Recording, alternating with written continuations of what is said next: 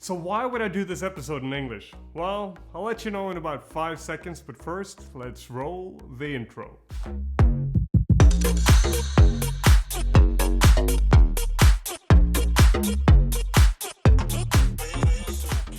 As an event producer and a speaking coach, I see this happen all the time. It doesn't really matter if you're an amateur or professional, but when you have to present in a different language than your mother tongue, wow, stuff can happen.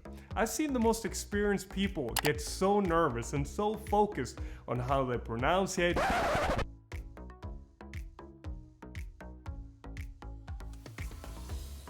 which words they are choosing, that, you know what, they don't really get their message across. Even they get so nervous that they lose everything.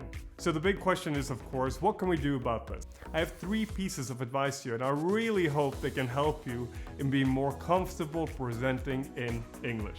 My first piece of advice is actually relax.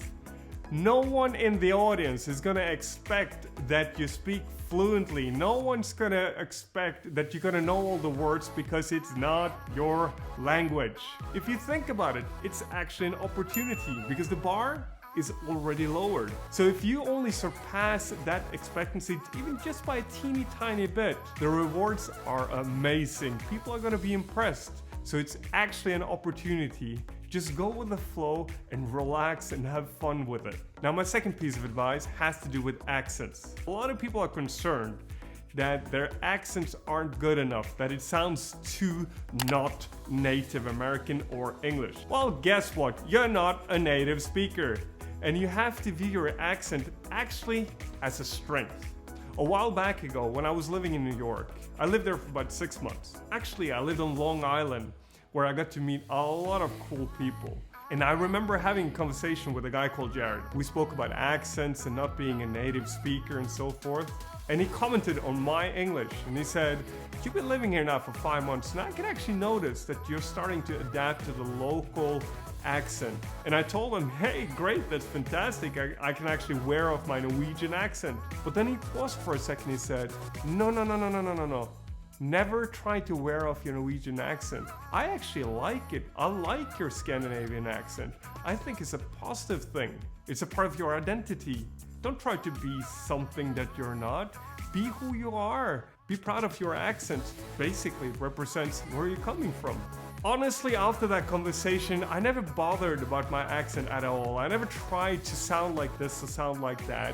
It is what it is. Nobody's gonna bother, so actually view it as a strength. View it as a cool thing because it's a part of your identity and it shows people where you're coming from.